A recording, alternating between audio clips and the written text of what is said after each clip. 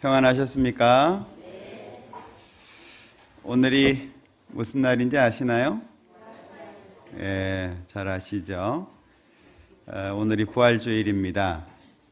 많은 행사도 있을 것 같고 또 많은 사람들이 예수님의 부활에 대해서 생각할 수 있는 그런 날입니다.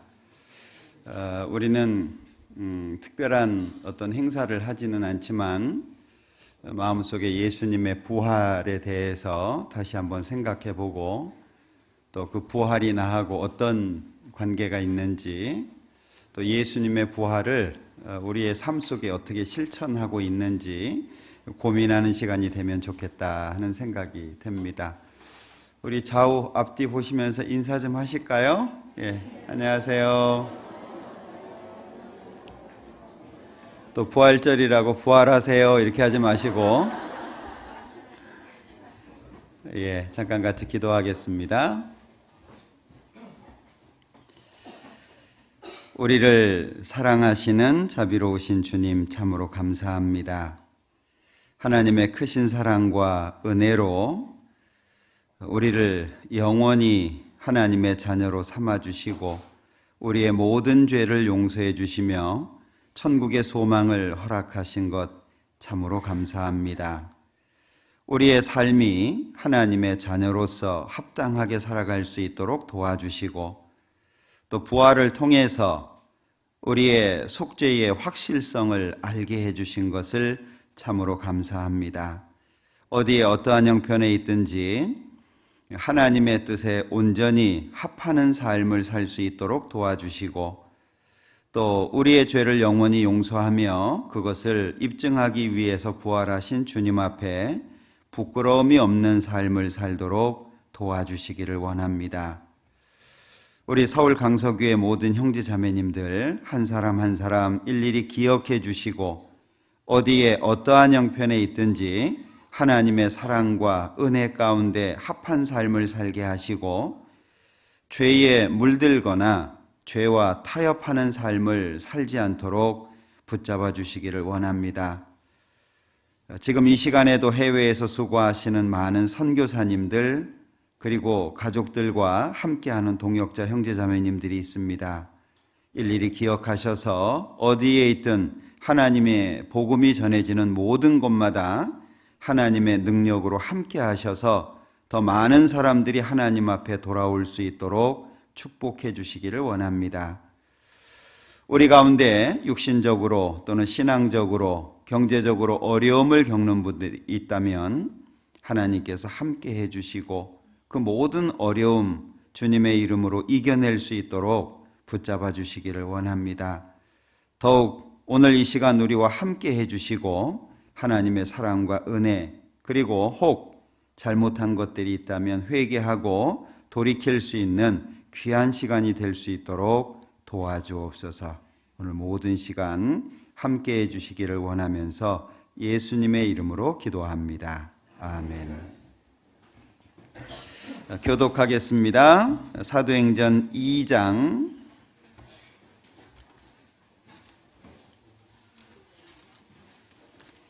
사도행전 2장 22절부터 36절까지 22절부터 제가 한 절 읽고 형제자매님들 한 절 읽고 번갈아 교독하겠습니다. 22절부터 36절까지입니다.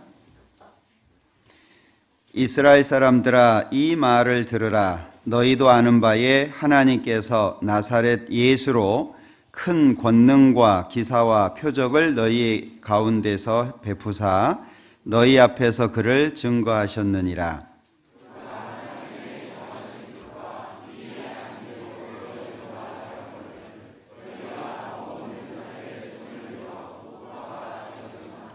하나님께서 사망의 고통을 풀어 살리셨으니 이는 그가 사망에게 매여 있을 수 없었습니다.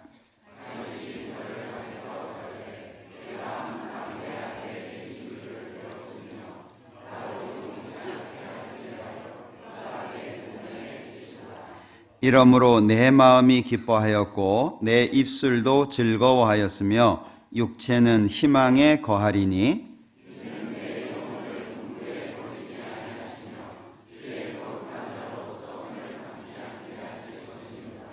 주께서 생명의 길로 내게 보이셨으니 주의 앞에서 나로 기쁨이 충만하게 하시리로다 하였으니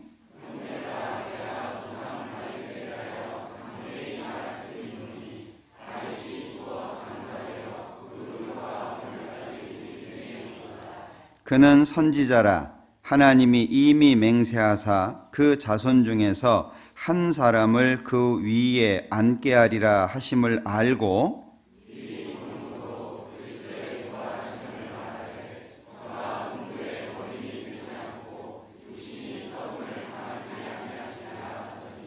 이 예수를 하나님이 살리신지라 우리가 다 이 일의 증인이로다.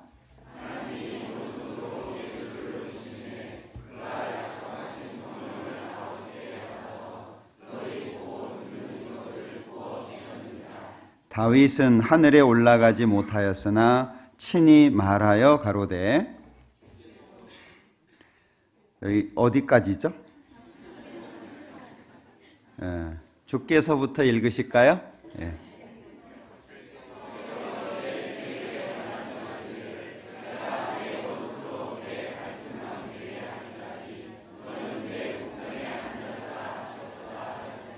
같이 읽죠. 그런즉 이스라엘 온 집이 정령할지니 너희가 십자가에 못 박은 이 예수를 하나님이 주와 그리스도가 되게 하셨느니라 하니라.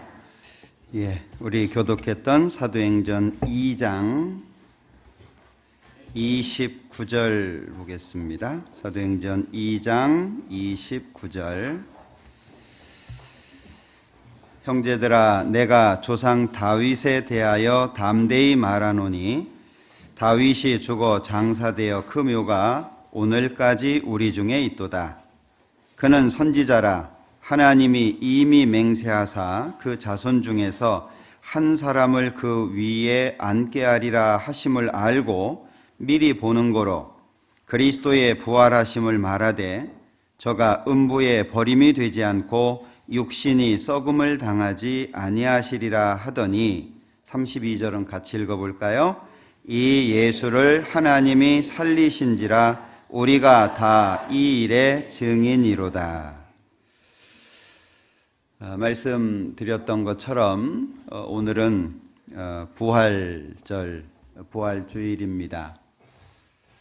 예수님이 이 땅에 오시고 짧은 생애를 사시고 또 십자가에서 온 인류의 죄를 짊어지고 죽으셨습니다. 그리고 3일 뒤에 부활하시고 40일 동안 제자들에게 보여주시고 승천하셨죠.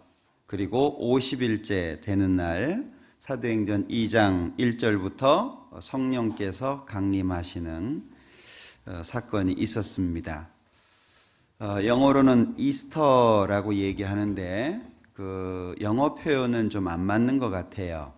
왜냐하면 이 이스터라고 하는 말은 예전에 그 유럽 쪽에 살았던 튜튼이라고 하는 족속의 여신입니다. 이 다산을 상징하고 봄을 상징하는 여신의 이름인데 그 이름이 이제 지역적으로 이렇게 옮겨지면서 다른 이름들로 불려집니다. 성경에서는 아스타롯이라고 표현이 돼 있고 이것이 이제 고대 가나안 쪽에 가면 아스타르테라고 불리워지기도 하고 그리고 이게 이제 아시리아하고 바벨론 쪽에서는 이슈타르라고 불리워지기도 했습니다. 이 지역에 따라서 다른데 베니게 사람들은 아스타르데 또는 아스타르드라고 부르기도 했고 이것이 이제 그리스로 넘어가면 아프로디테 많이 들어보셨을 겁니다. 그리고 로마로 넘어가면 비너스 이렇게 불리워지는데요. 게르만 족속들은 오스타르 또는 오스타라 이렇게 부르는데 그래서 독일어로 부활절이 오스테른입니다. 그러니까 이 여신의 이름을 따온 거죠. 그래서 이게 성경적으로는 안 맞다라고 생각이 돼요. 오히려 성경적으로 얘기한다면 그냥 부활이라는 말을 쓰면 좋을 것 같은데, resurrection이라고 하잖아요. 부활이라고 하는 용어를 그냥 쓰면 좋을 것 같은데 왜 이 이스터라는 말을 쓰게 됐는지, 하여튼 성경적이지 않다라고 하는 건 알고 계셔야 될 것 같아요. 그리고 이제 지역적으로 토속 신앙들이 있잖아요. 그것이 또 이제 섞이게 돼가지고 계란도 등장하고, 이 부활절날 계란 돌리잖아요. 원래는 이제 빨간색을 칠했어요. 이 빨간색이 피를 나타내는 거고 생명을 뜻하는 것이기 때문에 이 계란이 암탉이 품어서 21일이 지나면 이제 병아리가 깨어나오잖아요. 그래서 부활을 의미하는 의미로 썼는데 요즘에 삶아서 주더라고요. 삶아서 색칠하고 이러는데 이 삶아가지고 이게 부활이 될까 모르겠어요. 안 맞는 겁니다. 그게 원래 성경에서 나온 것들이 아니에요. 그리고 이제 유럽 쪽에서는 토끼를 많이 쓰는데 이 토끼는 풍요의 상징으로 알려진 동물이기도 합니다. 다산이라든지. 그래서 사실 기독교계 안에 성경적이지 않은 것들이 너무 많아요. 예를 들면 예수님께서 태어나셨다라고 하는 그 날도 사실은 성경에 없어요. 혹시 성경 읽으시면서 언제 태어나셨다는 날 보셨습니까?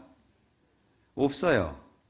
그냥 예수님이 태어나셨다고 탄생에 대한 내용이 나와 있는데 근데 12월 25일은 아니에요. 아무리 봐도. 12월 25일 예수님의 탄생일이라고 많은 사람들이 말하는데, 여기 사도행전 잡으시고 누가복음 2장을 한번 볼게요.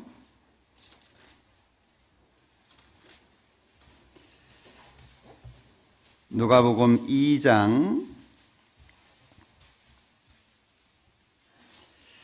1절부터 보면 로마 황제가 호적을 하라 그래서 다 자기 고향으로 가게 되는 내용이 나옵니다. 3절 모든 사람이 호적하러 각각 고향으로 돌아가매 요셉도 다윗의 집 족속인 거로 갈릴리 나사렛 동네에서 유대를 향하여 베들레헴이라는 다윗의 동네로 그 정혼한 마리아와 함께 호적하러 올라가니 마리아가 이미 잉태되었더라. 여기 이미 잉태되었더라 그래 놓고 8절에 보면 그 지경에 목자들이 밖에서 밤에 자기 양떼를 지키더니, 간단한 표현이죠. 많은 분들이 중동 지역은 겨울이 없는 줄 알아요.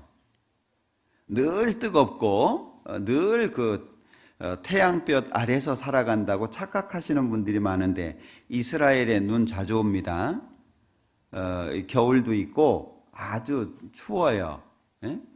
근데 이제 다 따뜻할 거라고 이렇게 생각하시는 분들이 많아서 이 간단한 표현인데 밖에서 밤에 자기 양떼를 지켰다 그러죠. 지금도 이스라엘은 11월, 12월, 1월 이때는 양을 밖에 안 둡니다.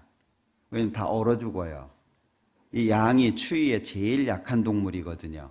그러니까 몽골에서도 이 동물들이 추위 때문에 죽어갈 때 보면 양이 제일 먼저 죽어요.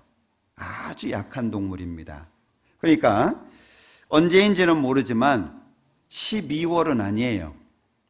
근데 이제 기독교 대백과사전이라고 하는 책에 보면 12월 25일이 언제냐, 로마에서요 이 태양신에게 제사를 지냈던 가장 큰 축제일이 하필이면 그날이에요.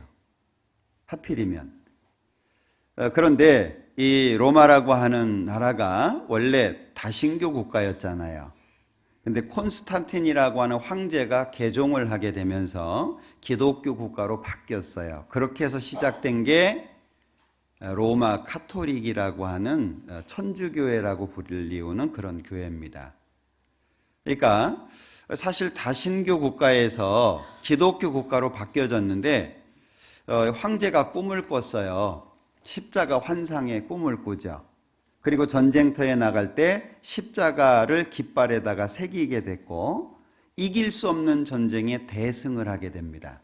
그 바람에 기독교로 개종을 한 거예요. 그래서 하루에 2,000명씩 개종했다고 그 기독교 대백과사전이라고 하는 책이 있는데 거기에 보면 역사적인 기록이 다 나와요. 그러니까 AD 313년에 기독교 공인을 하게 되잖아요. 그리고 이제 시간이 흐르다가 1517년에 우리가 잘 알고 있는 마틴 루터라고 하는 사람이 종교 개혁을 하게 되죠. 천주교가 95가지가 성경적이지 않다. 그래서 교회 광고판에다가 붙이잖아요. 그 당시에는 이 한쪽 면에다가 이의를 제기하면 교회 측에서 반박 글을 실어요. 그리고 이제 날짜를 정해가지고 대중들 앞에서 서로 변론을 합니다. 누가 옳으냐라고 하는 걸. 그런데 교회 측의 반박문이 안 붙었어요. 그리고 오히려 교황청에서 루터를 소환하게 됐죠. 네가 말한 거, 쓴 글 다 취소해라. 근데 루터가 내가 한 말, 쓴 글이 성경하고 다르지 않다면 결코 이거 나는 포기 못하겠다. 그래서 교황청에서 루터는 이제 추방을 시키게 되죠. 그리고 루터를 죽이는 사람은 사형죄에 해당되지 않는다라고 선언을 합니다. 그 자리가 지금도 남겨져 있어요. 나를 대적하는 마귀의 세력이 이 기와장 숫자보다 많다라고 할지라도 나는 하나님을 믿는다. 그래서 유명한 말을 하죠. 주여 내가 여기 있나이다. 그 이제 재판받았던 장소가 건물은 없어졌는데 그 지역의 표기는 남아져 있거든요. 그게 이제 1517년 일입니다. 그 바람에 개신교가 나오게 됐죠. 그러니까 천주교가 잘못됐다고 해서 개신교가 나오기 시작했는데 이제 개신교도 시간이 흘러가면서 천주교에 잘못됐다라고 했던 것들을 다시금 가지고 온 것들이 많아요.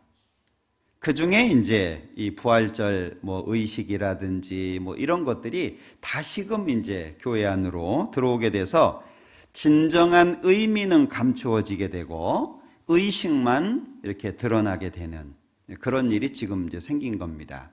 중요한 것은 예수님이 태어나신 날이 아니죠. 예수님이 몇 날 며칠 태어났는지 그건 중요하지 않아요. 태어나셨다는 사실이 중요하죠. 예수님이 이 땅에 오셨다. 하나님이 세상을 이처럼 사랑하사 독생자를 주셨으니 왜 주셨습니까? 이는 저를 믿는 자마다 멸망치 않고 영생을 얻게 하려 하심이니라.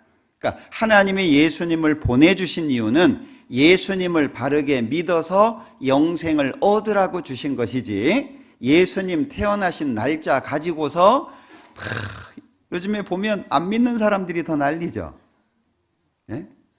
거룩한 밤인데 고요한 밤인데 그죠? 아주 거북한 밤으로 만들고 고약한 밤을 만들어놨어요. 죄가 제일 많은 날이 12월 24일입니다. 하나님하고 상관없는 사람들이.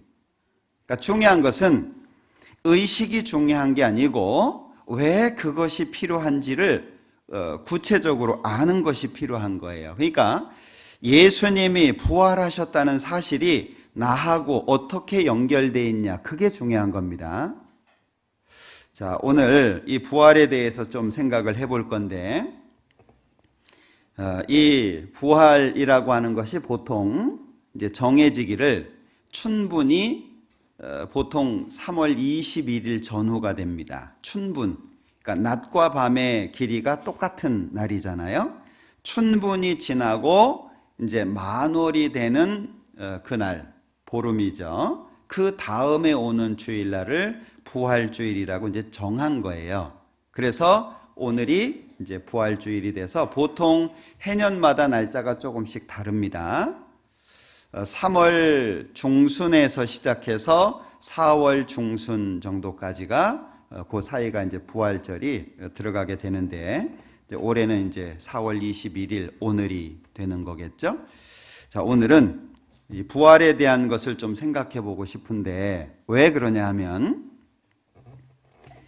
내가 무엇을 믿느냐라고 하는 것은 어떻게 사느냐라고 하는 것과 밀접하게 연결이 돼 있어요.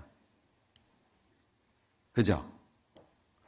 내가 무엇을 믿냐, 어떤 걸 믿냐라고 하는 것과 어떻게 사느냐라고 하는 것은 직접적으로 연결되어 있다는 거예요. 지금 많은 사람들이 하나님을 믿습니다. 과거하고 비교해 보면 정말 많은 사람들이 예수님을 믿습니다. 그런데 어쩝니까? 그만큼 믿는 사람답게 살아가는 사람들이 많아지고 있나요? 요즘에는 어떤 판단의 기준이 좀 달라진 것 같아요. 어떤 이단 종파에서는요, 외국의 여왕한테 받은 상을 자랑해요. 우리는 외국의 여왕한테 상도 받았다. 그리고 어떤 이단 종파는 우리는 사회사업을 많이 해가지고 뭐 대통령상도 받았다라고 얘기를 합니다. 자, 생각해 보세요. 영어 잘하면 미국 사람인가요? 영어 잘하면 미국 사람이에요? 아닙니다. 근데 기준이 달라졌어요. 착하게 살면, 바르게 살면 맞다. 이런 기준으로 바뀌었어요. 그래서 이단 종파들이 많이 신경 쓰는 게 사회사업입니다. 어려운 사람들 도와주고, 가난한 사람들 도와주고, 그러면서 자기들의 이단 교리가 감춰지도록 만드는 거예요. 자, 보십시오. 내가 무엇을 믿느냐라고 할 때 그게 뭐와 연결이 되냐면 신앙생활이라고 하는 건 쉽지 않아요. 구원받은 사람들의 삶에 대한 지침이 성경에 나와 있는데 쉽지 않습니다. 어쩌신가요? 하나님 믿는 사람으로서 사는 것이 쉽든가요? 성경에 제시된 기준은 엄청나게 높습니다. 그냥 교회만 왔다 갔다 하고 의식에 참여한다고 생각하시는 분들은 괜찮아요. 그런데 성경에 나와 있는 뜻을 바르게 알고 실천한다고 생각했을 때에는 성경의 기준이 굉장히 높습니다. 그렇게 살기가 어려워요. 그러면 힘이 어디에서 나오죠? 세상에서 당하는 환난, 세상에서 오는 핍박, 믿지 않는 사람들로부터 오는 여러 가지 어려운 일들, 뭘로 이겨낼까요? 내가 믿고 있는 것에 대한 확실성입니다. 내가 믿고 있는 것이 확실해야 돼요. 제가 한 사람을 소개해 드릴게요. 안데르센이라고 잘 아시죠?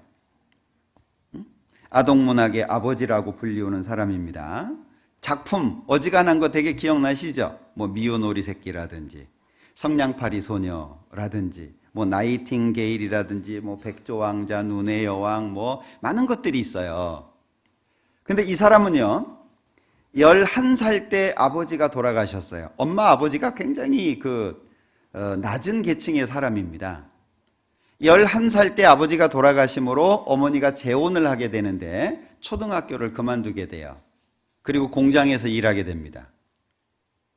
이 사람이 연극 배우가 되고 싶어가지고 14살 때 왕립 극장에 들어가게 돼요.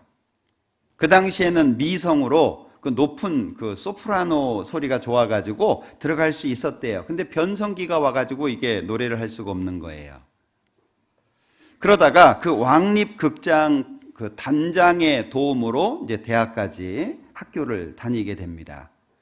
동료 배우의 권유로 시를 써봐라. 그래서 시를 쓰게 되는데 이 사람의 인생은요 정말 평탄치 않아요. 아주 어려운 삶을 살았거든요. 얼굴도 되게 못생겼어요. 나중에 인터넷 통해서 한번 봐봐요.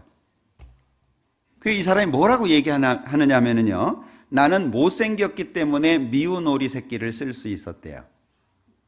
못생겼기 때문에. 그거 기억하시고 미운 오리 새끼 읽어보세요. 훨씬 더 다가오는 게 다를 거예요.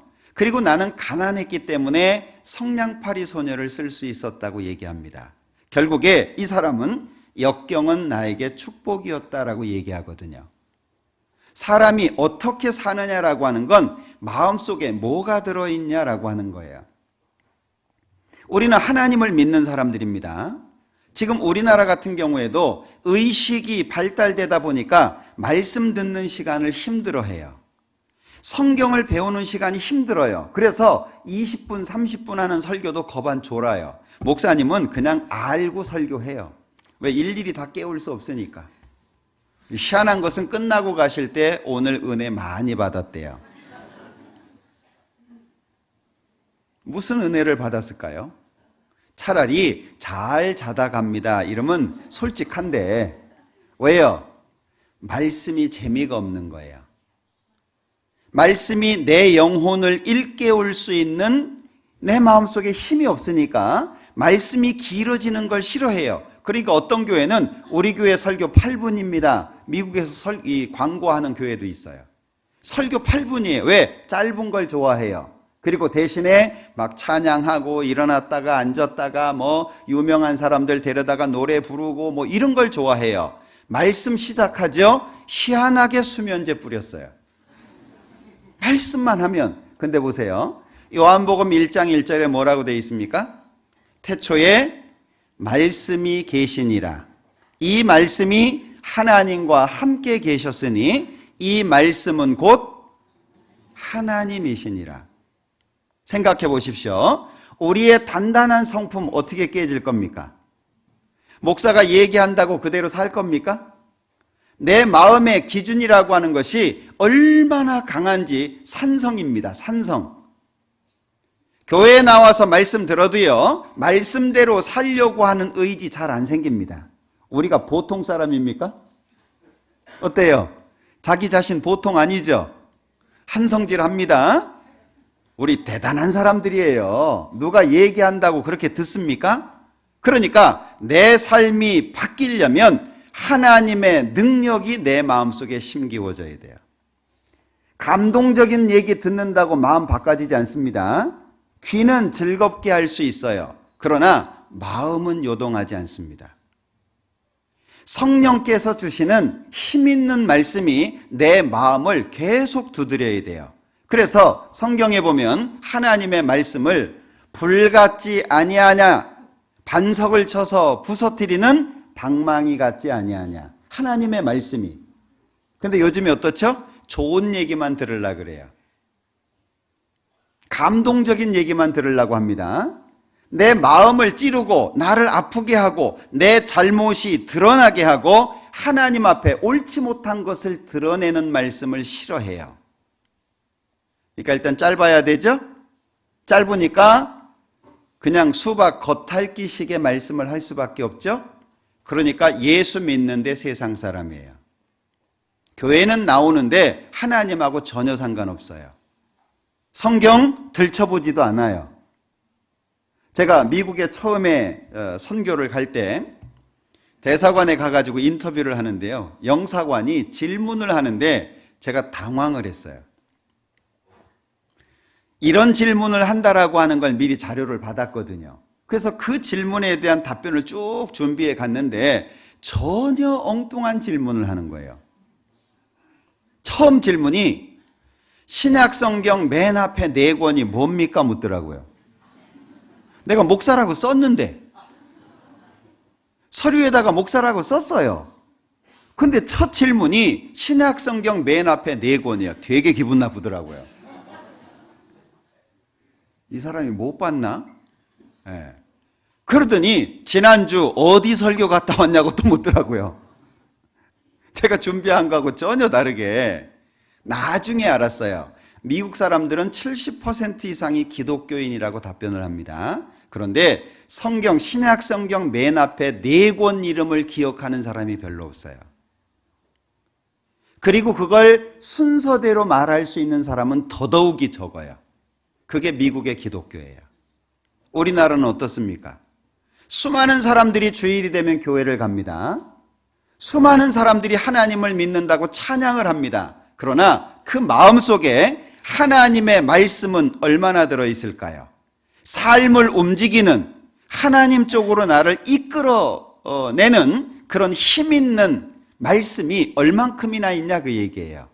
그러니까 말씀 시작하면 수면제죠.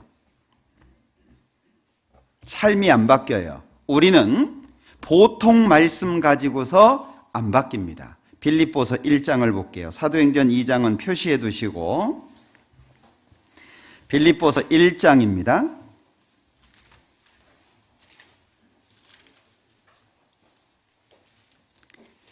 20절, 빌립보서 1장 20절. 나의 간절한 기대와 소망을 따라 아무 일에든지 부끄럽지 아니하고 오직 전과 같이 이제도 온전히 담대하여 같이 읽죠. 살든지 죽든지 내 몸에서 그리스도가 존귀히 되게 하려 하나니. 자, 보십시오. 이 말씀 간단하게 읽으면 성경에 이런 말씀이 있구나 이렇게 읽을 수 있어요. 그런데 자세히 봐보십시오. 자, 내가 사는데 살든지 죽든지 내 몸에서 존귀하게 되는 분이 누구죠? 그리스도예요. 그러면 지난 일주일 한번 생각해 보세요. 뭘 위해서 사셨나요? 말씀 앞에 나를 한번 세워보는 거예요. 여기 21절에 이는 내게 사는 것이 그리스도니 죽는 것도 유익함이니라. 살아도 주를 위해서고 죽어도 주를 위해서래요. 일주일 한번 비교해 보세요. 어떤 삶을 살았나요? 내가 살아왔던 일주일의 시간 속에 예수님이 계셨나요? 예수님이 기뻐하시는 일이 있었나요? 아니면 예수님 앞에 섰을 때 내가 부끄럽지 않다라고 하는 생각을 할 수 있는가요? 한번 고민해 보셔요. 하나님의 나라는 말에 있는 것이 아니라 능력에 있다고 말씀하셨어요. 지금 하나님을 믿고 있다라고 하는 수많은 사람들 중에 과연 얼마가 천국에 들어갈까요? 이런 얘기하면 싫어합니다, 사람들이. 남의 믿음 판단한다고. 근데 묻고 싶어요. 정말 구원 받았냐고. 지금 죽어도 천국 갈 수 있냐고. 내가 믿고 있는 그 근원은 뭐냐고. 무엇을 바탕으로 해서 내가 예수 믿는다라고 말하고 있는지 한번 깊이 고민해 보라고. 교회 열심히 다니다가 지옥 가는 사람 많다는 거 아십니까? 마태복음 7장에 보면 나더러 주여 주여 하는 자마다 천국에 다 들어갈 것이 아니요 라고 말씀합니다. 그 중에는 누가복음 13장에서는요 예수님 앞에서 같이 밥 먹었대요. 예수님이 바로 앞에서 가르쳐 주셨답니다. 근데 예수님께서 모르겠다고 말씀하거든요. 나는 인정해 주실까요? 교회 다닌다고 천국에 가며 내가 오랜 시간 다닌다고 천국에 가며 직분을 받았다고 천국 가는 거 아닙니다. 성경 어디에도 목사 천국 간다는 말씀 없어요. 사람이 거듭나지 아니하면 하나님 나라를 볼 수 없느니라. 그래서 고린도후서 13장에서는 너희가 믿음에 있는가 너희 자신을 시험하고 너희 자신을 확증하라. 예수 그리스도께서 너희 안에 계신 것을 너희가 스스로 알지 못하느냐? 그렇지 않으면 너희가 버리운 자니라. 예수 열심히 믿다가 지옥 가면 그것처럼 억울한 게 어디 있겠습니까? 성경은 확인하라고 말씀합니다. 자꾸 따져보라고 말씀하거든요. 왜? 참으로 하나님을 믿었다면 하나님을 믿은 사람으로서의 삶의 기준이 성경에 있어요. 이렇게 살아라 라고 하는 기준이 있습니다. 그런데 그 기준과 너무 멀어요. 근데 믿는데요. 어떻게 자기의 믿음을 입증할까요? 그러니까 바울 사도 같은 경우에도요. 계속해서 믿음이라고 하는 것을 확증해야 될 것을 말씀하고 있죠. 특별히 야고보서 같은 경우에는 뭘 말씀합니까? 너희 믿음이 있다고 하는데 너희 믿음 나한테 보여줘 봐라. 나는 내 행함으로 내 믿음을 보여주겠다. 믿는다고 말은 하는데 살아가는 모습이 전혀 믿지 않는 사람이에요. 많습니다. 시기 질투 여전하고 세상 향한 욕심 여전하고 믿는다고 하면서 믿는 사람들 사이에 오만 갈등들이 다 있습니다. 그래 놓고 쭉 하고 기도를 해요. 하나님 어떻게 보실까요? 예? 아이고 이쁜 거 이렇게 보실까요? 아니면 이 가증스러운 거 그렇게 보실까요? 성경에 보면 믿는 사람의 삶의 기준이 있어요. 성도들의 합당한 예절, 부르심을 입은 부름. 그래서 여기 빌립보서 1장에 보면은요 27절에 이렇게 살라고 말씀하죠. 27절 오직 너희는 그리스도의 복음에 어떻게 해요? 합당하게 생활하라. 기준이 있다는 거예요. 그냥 내 마음대로 사는 것이 아니라 이렇게 살아라 라고 말씀하는데 28절에 아무 일에든지 대적하는 자를 인하여 두려워하지 아니하는 이 일을 듣고자 함이라. 이것이 저희에게는 멸망의 빈거요 너희에게는 구원의 빈거니. 구원을 받았다라고 한다면 구원을 받았다라고 하는 확실한 근거가 있다 그 얘기예요. 그게 뭐죠? 구원받은 사람으로서의 삶이라는 거예요. 믿었다면 믿는 게 삶 속에 나와야 되지 않겠습니까? 믿는다는데 하나님의 뜻대로 살기를 싫어해요. 뭐가 안 맞잖아요. 낮이면 확인하기가 쉽습니다. 화내야 돼요. 해가 떠 있어야 돼요. 낮이라는 걸 인정할 수 있는 거잖아요. 그런데 낮이라는데 캄캄해요. 우리의 삶은 어떻습니까? 그러니까 이 부활이라고 하는 것을 확실하게 마음속에 깨닫고 마음속에 담고 있는다라고 하는 건 굉장히 중요한 부분이에요. 계란 선물 안 하셔도 됩니다.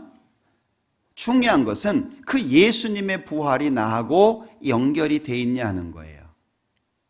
여기 데살로니가전서 1장에 보면 우리의 믿음을 이렇게 표현을 해요. 한번 보시죠. 데살로니가전서 1장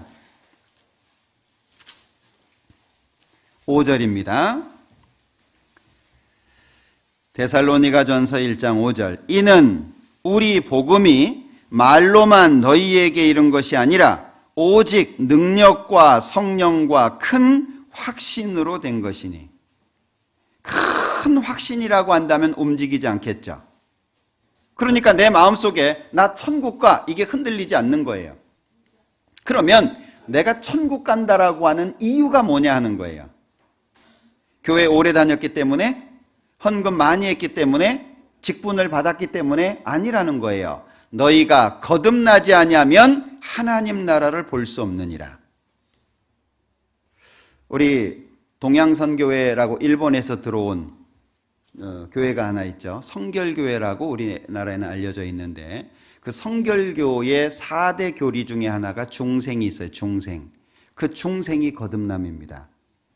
무거울 중자를 쓰는데 그 무거울 중자가 거듭난다는 뜻을 가지고 있어요. 중생 그러면 다시 태어난다 그 뜻이에요. 자, 분명히 큰 확신이 있어야 돼요. 아, 내가 이것 때문에 믿는다라고 말할 수 있는 확실한 근거가 있어야 된다는 거예요. 그 외의 것을 가지고서는 내 믿음을 입증할 수가 없습니다. 자, 사도행전 1장을 한번 보죠.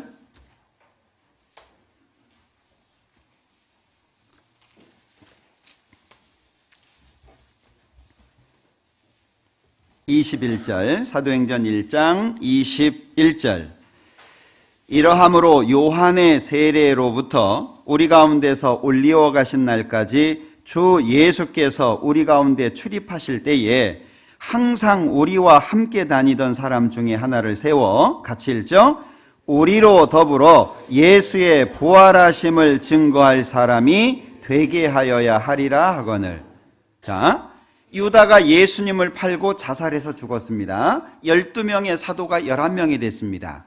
그래서 부족한 한 명을 채우기 위해서 제비를 뽑는데 두 사람 중에 이제 26절에 보면 마띠아라는 사람이 12명의 사도에 다시 들어갑니다. 그런데 사도를 뽑기 전에 사도를 왜 뽑는지 이유를 말하고 있는 거예요. 사도가 해야 될 일 중에 큰 게 뭐죠? 부활을 증거하는 거예요. 여기 22절 중간에 예수의 부활하심을 증거할 사람이 되게 하여야. 그러면 사도들이 가는 곳마다 증거한 것이 뭐냐? 예수님의 부활을 증거한 거예요.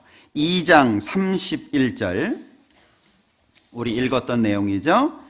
미리 보는 고로 그리스도의 부활하심을 말하되 저가 음부에 버림이 되지 않고 육신이 썩음을 당하지 아니하리라 하시더니 이 예수를 하나님이 살리셨다.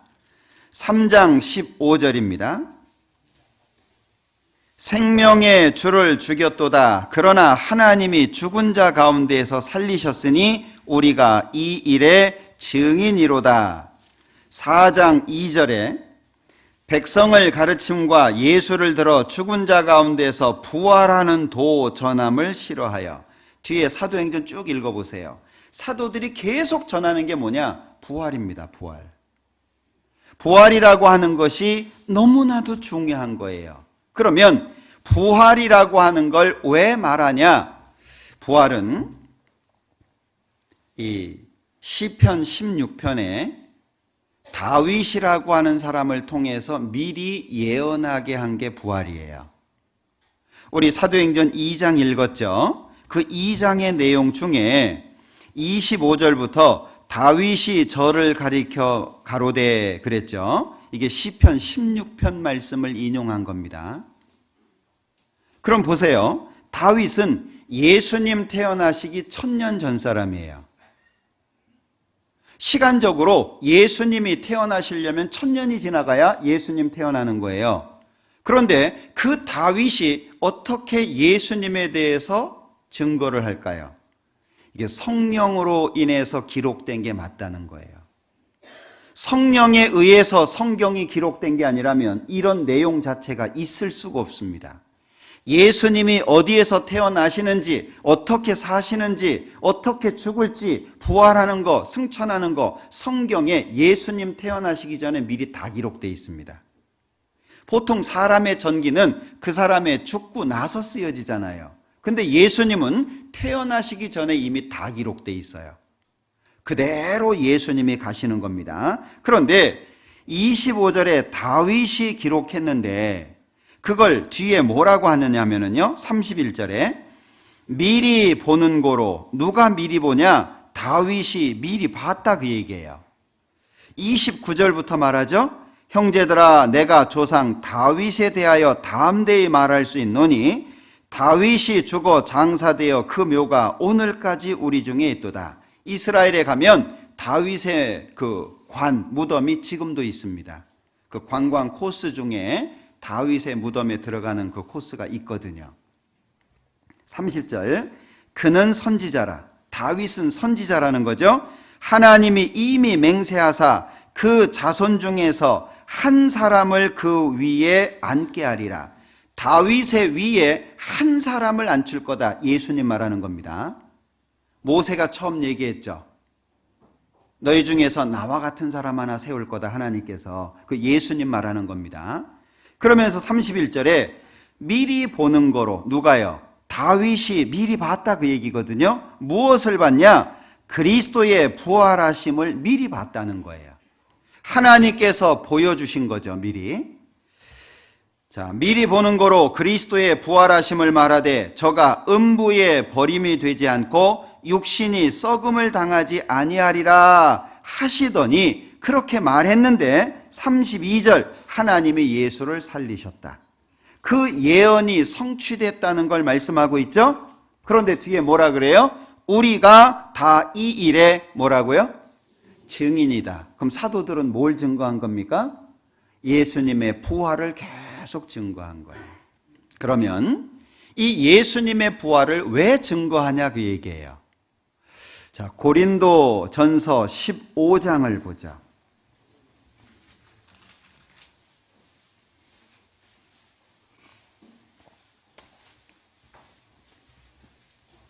1절에 형제들아, 내가 너희에게 전한 복음을 너희로 알게 하노니 이는 너희가 받은 것이요 또 그 가운데 선 것이라. 이게 복음에 대한 말씀이죠. 복음이 뭐냐? 3절부터 설명합니다. 복음의 내용입니다. 복음주의자다, 복음적인 설교다 말은 하는데 복음이 뭐냐라고 물으면 답을 잘 못해요. 자, 3절, 내가 받은 것을 먼저 너희에게 전하였노니 이는 성경대로 그리스도께서, 같이 읽죠? 우리 죄를 위하여 죽으시고. 자, 복음의 내용 첫 번째가 뭐죠? 예수님의 죽음이에요. 그럼 예수님이 왜 죽으신 거예요? 예수님이 죽으신 이유가 뭐예요? 많은 사람들이 구원을 못 받는 이유가 뭐냐면요, 자기 죄를 인정을 안 해요. 내가 나쁜 사람이라는 걸 인정을 안 해요. 내가 죄가 있는 건 알아. 그런데 그렇게 나쁘지는 않아.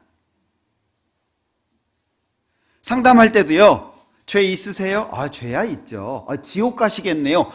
그 정도는 아니죠. 성경에서요, 미련한 놈이라고 말하면 지옥 간다고 돼 있어요. 거짓말하는 자는 지옥불에 들어간다고 돼 있습니다.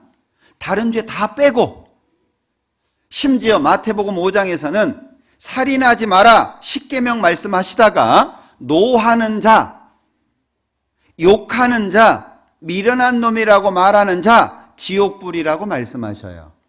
이게 보통 문제입니까? 우리 화 안 내세요? 누가 뺨 딱 때려도 왜 그러세요? 이래요? 수시로 잘 내시죠? 내 마음에 안 맞으면 짜증이 그냥 올라오죠? 어떻게 욕 좀 하시나요? 한욕 하시죠? 우리나라는요, 욕의 천국이에요. 욕의 종류도 얼마나 많은지 그리고 왜 한국 사람들은 욕하면 일단 죽이고 보는지 모르겠어요. 찔러 죽여, 쪼개 죽여, 밟아 죽여, 잘라 죽여서 하여튼 욕이 너무 많아요. 오살이 뭐예요? 오살. 우리 오살 하려면 그러잖아요. 5번 죽이는 거잖아요. 사람을 5번 죽이는 거예요. 육시를놈 그러죠. 육시, 몸을 6조각으로 찢어버린다는 얘기입니다. 이 보통 무서운 욕이 아니에요. 그걸 웃으면서 하잖아요. 육시를놈 이렇게 웃으면서. 옛날에는요, 사람들의 마음이 자기가 한 일에 대해서 자기가 책임져야 된다는 생각이 있었어요.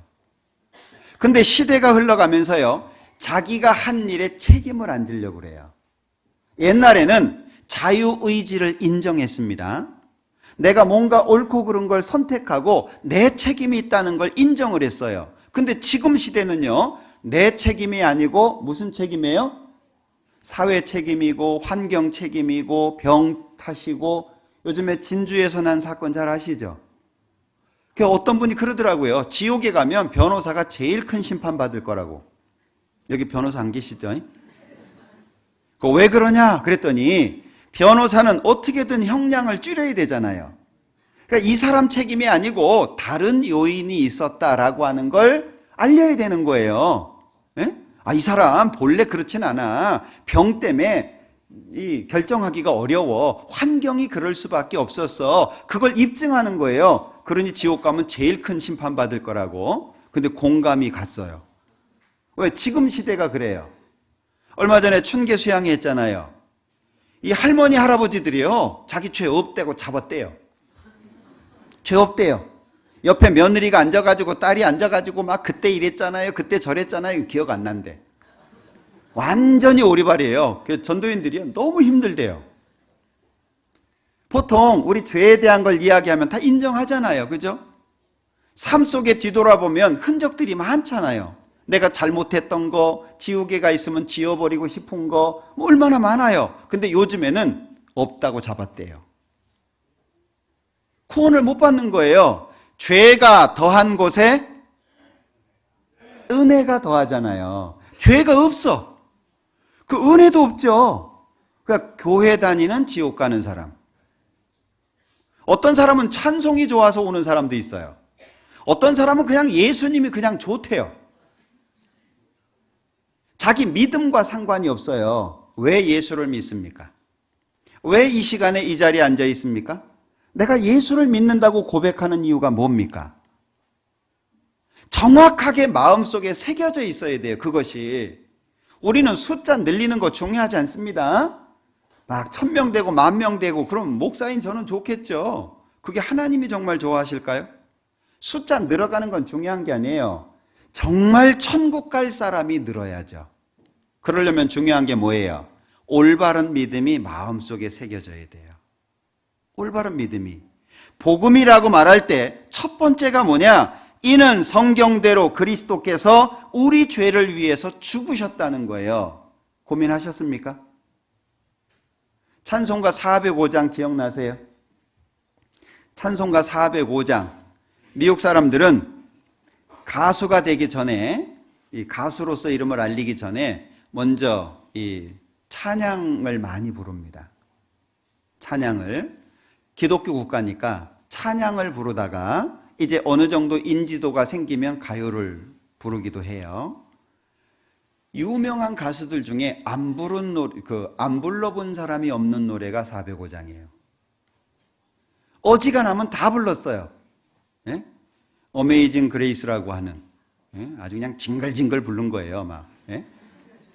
이 405장이요, 원래 이 찬송 가사를 쓴 사람이 노예선 선장을 했던 사람입니다. 아버지는 선장이었고 어머니는 기독교인이었어요. 어머니는 기독교인으로 키우고 싶었는데 아버지의 영향 때문에 선장이 된 거예요. 그러다가 노예선을 끌고 다니는 선장까지 하게 된 거예요. 얼마나 큰 죄인입니까? 인신매매잖아요. 사람을 파는 건데. 그러다가 이 사람이 그리스도를 본받아라고 하는 책을 읽게 돼요. 나중에 한번 읽어보세요. 토마스 아 캠피스라는 사람이 쓴 책인데 제가 굉장히 좋아하는 책 중에 하나거든요. 그리스도를 본받아. 이 책을 읽고 마음이 바뀌어요. 나중에 목사가 되거든요. 이 사람이 예수님을 믿고 나서 쓴 시가 405장이에요. 시작을 어떻게 하죠? 나 같은 죄인 살리시네요. 여러분들 나 같은 죄인이 있어요? 내가 얘보단 낫지. 쟤보단 낫지. 내가 죄를 짓기는 지었어도 뭐 지옥 갈 정도겠어? 많은 사람들이 생각합니다. 나 같은 죄인이라는 이 단어 이해하세요? 신앙생활은 고상한 게 아닙니다. 지옥 가는데 고상합니까? 지옥 간다라고 하는 이 문제가 얼마나 심각한 문제예요. 그것도 죄 때문인데 미련한 놈이라고 말하면 지옥 간다는데 이게 보통 문제입니까? 근데 많은 사람들이 이미 믿고 있다고 생각하기 때문에 자기 속을 들여다보지 않아요. 난 이미 믿어. 난 천국 가. 내가 안 가면 누가 가? 내 교회 수십 년 다녔는데. 내가 새벽기도 빠졌어? 헌금 나 열심히 했어. 뭔가 잘못된 것들이 마음속에 있으니까요. 자기 마음속에 있는 죄를 못 들여다봅니다. 언제 보셨습니까? 자기 속에 있는 죄가 보이면은요. 정말 너무너무 두려워집니다. 하나님의 심판대가 보이고요. 죄로 말미암은 결과 때문에요. 저는 개인적으로 잠을 못 잤어요. 죄에 대한 말씀을 듣고 밤새 고민했습니다. 처음 알았어요. 내가 지옥 간다는 걸, 하나님이 계시며 죄로 인해서 내가 지옥 간다는 걸 그때 처음 알았어요. 절망이죠. 누가 나를 이 사망의 몸에서 나를 건져줄 겁니까? 누가 내 대신 죽을 거예요? 죄 삭은 사망인데. 죄가 얼마나 심각하냐? 죄의 결과가 사망, 죽어서 지옥이라는 형벌이 있는 거예요. 얼마나 무서운 얘기입니까? 그런데 밤새 저는 절망하고 있었어요. 나는 죽으면 지옥이다. 인정할 수밖에 없었어요. 거짓말 밥 먹듯이 했어요. 싸우고 욕하고 뭐 험담하고 시기 질투하고 죄 끄집어내자면 얼굴이 낯뜨거워가지고 다 끄집어낼 수도 없어요. 구원 못 받는 사람들의 특징이 뭐냐면요, 죄에 대해서 너무 심상한 거예요. 하나님이 보시는 죄가 아니라 자기 스스로 죄를 생각해요. 그러니까 내가 무슨 죄가 있다고 나처럼만 살으라 그래. 내가 누구한테 피해를 줬냐, 누구 걸 도둑질을 했냐, 아니면 못 살게 굴기를 했냐. 난 그런 적 없어. 정말 그러십니까? 마음속에 미워한 적도 없고 시기한 적도 없고 질투한 적도 없고 탐심을 가져본 적도 없고. 진짜 그렇습니까? 내가 이 세상에서 인정하지 않으면 하나님 앞에 가서 인정해야 돼요. 하나님은 다 끄집어낼 거예요. 로마서 14장이 얼마나 구체적으로 말씀하고 있습니까? 우리가 하나님 앞에 각 사람이 무릎을 꿇을 거래요. 자기 입으로 자기 죄를 직고한다고 돼 있어요. 하나님 앞에서. 정말 무서운 순간, 하나님의 의로우신 심판대 앞에 서서 심판을 받으면 안 됩니다. 여기 4절, 고린도전서 15장 4절, 장사 지낸 바 되었다가 성경대로 사흘 만에 다시 살아나사. 그러면 예수님께서 장사됐다가 사흘 만에 다시 살아나신 이유가 뭐가 전제가 되는 거죠? 죄를 용서하기 위해서 죽은 것이 전제가 되어 있는 거예요. 예수님의 부활이 왜 중요하냐? 예수님의 죽음이 있기 때문에 그런 거예요. 그 예수님의 죽음을 마음속에 받아들이셨습니까? 예수님이 내 죄를 영원히 용서하셨다는 그 사실 마음속에 참으로 마음속에 받아들이셨습니까? 이건 굉장히 심각한 문제입니다. 믿는 척하면 안 돼요. 믿으면 믿고 안 믿으면 안 믿는 거지. 제가 호주에 가서 집회를 할 때 이 기독교인들이, 외국 사람들이요, 정말 솔직하다는 생각을 들었어요. 영국 사람 하나가 와서 들었는데, 그 청년이었는데요, 구원받은 사람 손 들라고 하니까 손을 안 들어요. 이 서양 사람들은요, 진짜 마음속에 안 믿어지면 정직하게 손 안 듭니다. 한국 사람은 손 들라 그러면 다 들어요. 뭐 자기 믿음 상관없어요. 왜? 주변의 눈치가 중요하니까. 그 사람들은요, 자기 마음속에 믿어져야 인정을 해요. 나중에 손을 들더라고요. 왜 그랬냐? 나는 마음속에 아직 안 믿어졌었대요. 지금 내가 믿어진다고. 근데 우리나라 같은 경우에는요, 시원찮은데 믿는다고 손드는 사람이 많아요. 그러니까 침례 받을 때 보면 계속 다시 받아. 어떤 분은 침례를 대여섯 번 받은 분도 있더라고요. 침례는 한 번 받는 겁니다. 구원도 한 번 받는 거예요. 예수님의 부활이라고 하는 건 예수님의 죽음이 전제되어 있기 때문에 그러는 거예요. 그러니까 예수님이 내 죄를 영원히 용서하셨다는 사실을 마음속에 확실하게 믿은 사람에게 그게 확실하다라고 하는 표시로 부활이 필요한 거예요. 예수님의 죽음이 마음속에 믿어지지 않은 사람에게는요, 예수님의 부활이 아무런 의미가 없어요. 예수님의 부활은 예수님의 죽음이 이루어진 사람한테 필요한 겁니다. 로마서 4장을 보죠.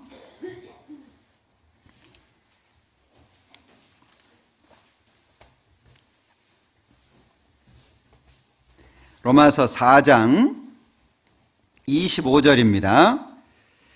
예수는 우리 범죄함을 위하여 내어줌이 되고 또한 우리를 의롭다 하심을 위하여 살아나셨느니라.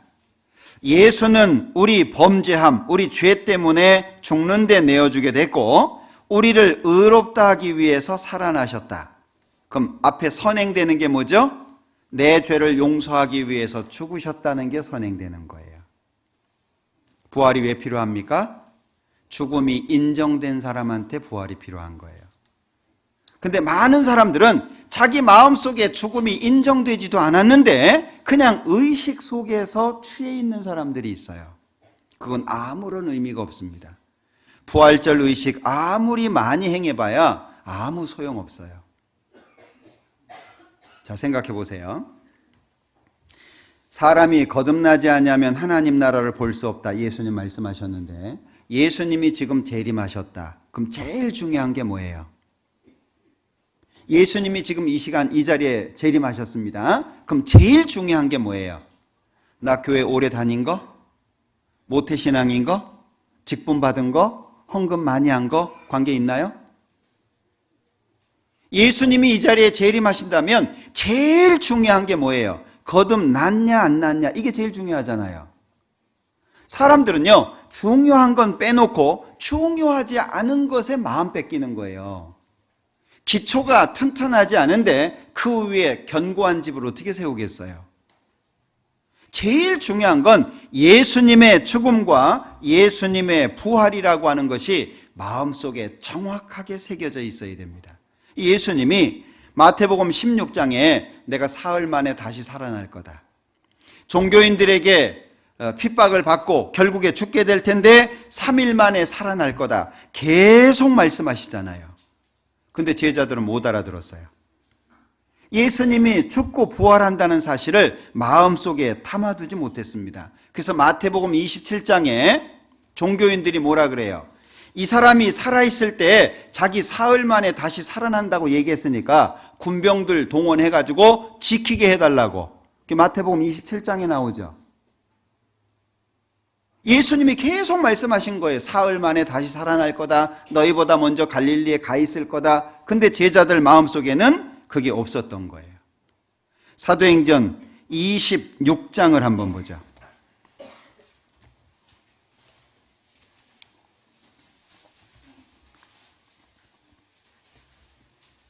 사도행전 26장 8절. 당신들은 하나님이 죽은 사람 다시 살리심을 어찌하여 못 믿을 것으로 여기나이까?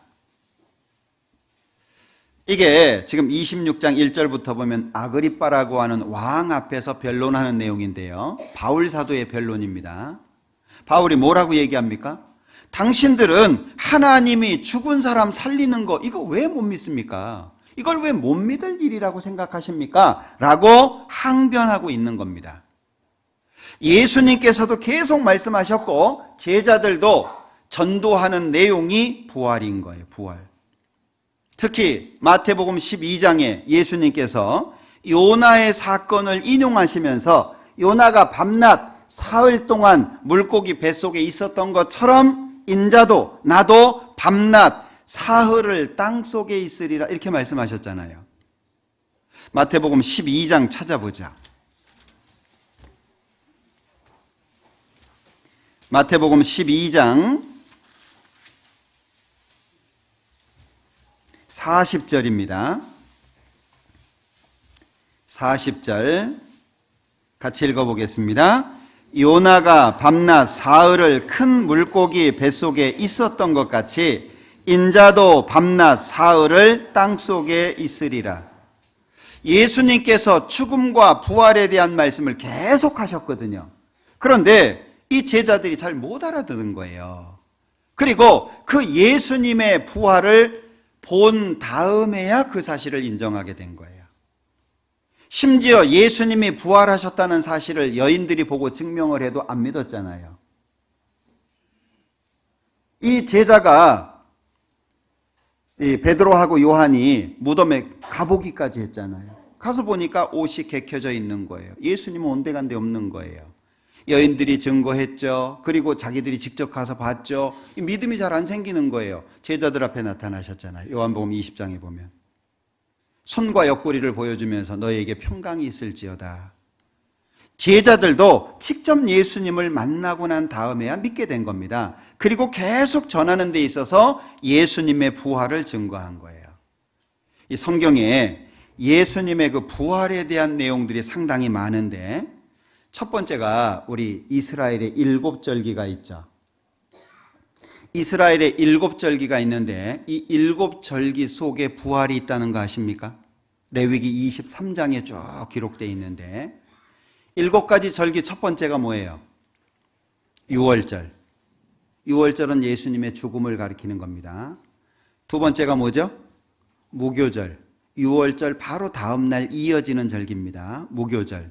그리스도인들의 성결한 생활. 그래서 무교절에는 집안에 있는 누룩을 안 보이게 만들어요. 다 치워야 돼요. 성경에서 누룩은 죄를 가리키잖아요. 깨끗하게 살아야 되는 거예요. 세 번째가 뭐죠? 초곡절입니다. 초곡절. 그리스도의 부활을 나타내는 거예요. 그래서 초곡절 때는 추수를 하잖아요. 그럼 한 단을 알갱이 하나가 아니고 한 알이 아니고 한 단을 흔들어서 하나님 앞에 예물로 드려요. 그 요제라고 하죠. 요제. 흔든다는 의미입니다. 하나님께 드려요. 마태복음 27장에 보면 예수님이 부활하실 때 혼자 부활하셨어요. 예수님 부활 다음에 성도들이 부활 같이 했어요. 네? 뭐 내가 한 건 아니니까. 마태복음 27장.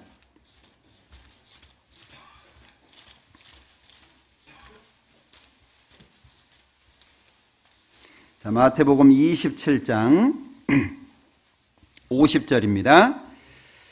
예수께서 다시 크게 소리 지르시고 영혼이 떠나시다. 이에 성소 휘장이 위로부터 아래까지 찢어져 둘이 되고 땅이 진동하며 바위가 터지고 무덤들이 열리며 자던 성도의 몸이 많이 일어나되 예수의 부활 후에 저희가 무덤에서 나와서 거룩한 성에 들어가 많은 사람에게 보이리라.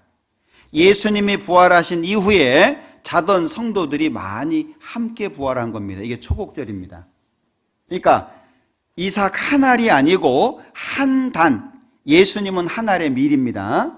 한 단 성도들이 같이 부활했다라고 하는 걸 설명하는 게 초곡절 절기예요. 그 초곡절 절기로부터 시작해가지고 50일 동안 공백기가 있어요. 77이 49, 77절이라고도 말합니다. 그 50일 지나서 성령께서 오신 거예요. 그런데 예수님이 이 땅에 40일 계셨죠? 승천하셨습니다. 50일째 되는 날 성령 오셨어요. 그걸 설명한 게 요한복음 16장이잖아요. 내가 가는 것이 너희에게 유익이라. 내가 가면 내가 너희에게 보혜사를 보내줄 거다. 그 요한복음 16장이 말씀하시는 거잖아요. 그 이스라엘의 절기가 절기로만 끝나는 게 아닙니다. 실제 역사 속에서 예수님이 그대로 이루시는 거예요. 그 오순절이 딱 끝나고 나서는요, 한 3개월 이상의 공백기가 있어요. 그리고 이스라엘 그 종교 달력으로 7월 달이 되면 이제 세 가지의 절기가 이어서 있습니다. 1일, 10일, 15일 해가지고 세 절기, 나팔절이 있고 속죄절이 있고 그 다음에 초막절이 있고 이렇게 쭉 세 절기가 7월 달에 쭉 이어집니다. 이 오순절은 성령 강림절이죠. 성령께서 이 땅에 오시는 겁니다. 나팔절은 그리스도인의 휴거를 말하고 이스라엘 백성들은 이렇게 이동할 때 나팔을 불어서 신호를 했어요. 울려 불고 길게 불고 길게 울려 불고 이런 방법으로 이 진행하는 데 있어서 신호를 준 겁니다. 그러니까 이 나팔을 불면 소집의 나팔이거든요. 이스라엘 사람들이 전부 이스라엘 땅으로 돌아가는, 그리고 구원받은 사람들은 이제 예수님 만나러 가는 그 소집하는 겁니다. 그리고 나면 속죄절이 있어요. 자기의 죄를 뉘우치는 절기입니다. 이스라엘 백성들이 구원을 받을 수 있는 기회가 주어질 거예요. 그리고 초막절은 천년 왕국을 설명하는 절기입니다. 이 절기마다 설명하는 게 쭉 있거든요. 그 7절기 중에 예수님의 부활이 중간에 딱 들어가 있어요. 예수님의 부활이 없으면 성령께서 오실까요?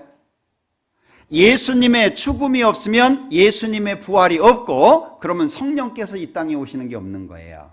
그럼 시작은 뭐로부터죠? 예수님의 죽음입니다. 그러니까 예수님이 죽음으로 내 죄가 영원히 용서됐다라고 하는 사실이 마음속에 믿어진 사람에게 필요한 게 뭐죠? 예수님의 부활이에요. 도장 딱 찍는 거예요. 그래서 고린도후서에서는 인쳤다라고 표현하잖아요. 하나님이 도장 찍은 거예요. 너 내 거다라고 도장 찍은 거죠. 그리고 이제 오순절날 성령께서 내려오시는 거예요. 그 7절기를 통해서 설명할 수 있고, 또 한 가지는 세례라고 보통 알려져 있죠. 침례라고, 원래 침례입니다. 침자가 잠긴다는 뜻이에요. 그런데 이 침례, 이 세례의 역사를 보면 옛날에는 다 침례를 줬어요. 성경 읽어보세요. 다 물속에 들어갔다가 나옵니다. 그런데 이제 물속에 들어갈 수 없는 환자가 생겼어요. 회의를 했습니다. 어떻게 할까? 그런데 딱 한 표 차이로 물 뿌리는 침례가 세례죠. 이 세례가 표를 더 얻었어요. 그때부터 시작한 게 뿌리는 거예요. 구세군은 어떻게 하는지 아시죠? 구세군은 깃발로 촥 하면은 세례 끝나요. 네? 근데 세례는요, 침례입니다. 왜 그러냐면 로마서 6장에 잘 설명되어 있죠. 물속에 들어가는 건 뭐예요? 내가 예수님과 함께 죽었다, 장사됐다. 그게 물속에 들어가는 거예요. 물속에 들어갔다가 안 나오면 어떻게 해요? 죽죠. 그 옛날에는요, 침례 줄 때 이렇게 넣었다가 요즘엔 바로 꺼내주잖아요. 한참 넣었대요. 실제 막 꼬르륵 할 때까지. 응? 그러다가 이제 막 죽기 전에 끄집어냈다고 그러던데, 뭐 그런 의미는 아닙니다. 어쨌든 물속에 들어가는 건 예수님과 함께 내가 죽었다, 장사됐다, 그게 물속에 들어간 거예요. 그 물 위로 올라오는 거는요, 예수님과 함께 새로운 생명으로 탄생했다는 걸 알리는 거예요. 결국에 침례는 예수님의 죽음과 예수님의 부활에 참여하는 의식이에요. 그거 이렇게 뿌려가지고 사람 죽겠어요? 물 뿌려가지고 사람 죽어요? 죽음을 뜻하는 거예요. 완전히 물속에 들어가야 됩니다. 내가 예수님과 함께 죽은 거예요. 그리고 예수님의 새 생명으로 다시 태어난 거예요. 그게 침례의 의미입니다. 안 받으신 분들은 다 받으셔야 됩니다. 구원 받으신 분들은 다 침례 받으셔야 돼요. 이거는 마치 뭐와 같으냐면 혼인신고만 해도 살죠. 혼인신고가 없어도 같이 산 시간이 오래되면 사실혼이 인정이 됩니다. 혼인신고가 안 돼 있어도. 그런데 결혼식 안 하면은요, 깨지는 경우가 많대요. 그러니까 이 침례는 결혼식과 같은 거예요. 하나님 앞에서, 수많은 사람 앞에서, 마귀 앞에서 나는 하나님 사람이 되었다라고 하는 걸 인정하는 것이 되는 거죠. 그런가 하면 고린도전서 15장을 부활장이라고 표현을 합니다. 고린도전서 15장을 보죠.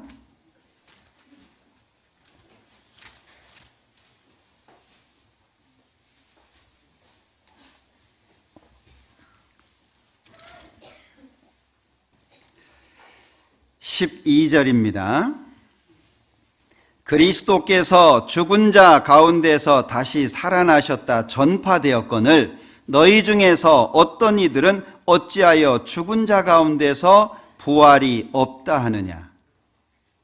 부활에 대한 논증입니다. 오늘은 고린도전서 15장은 집에 가서 다 읽어보세요. 부활이 반드시 있다는 걸 여러 가지로 논증하고 있는 거예요.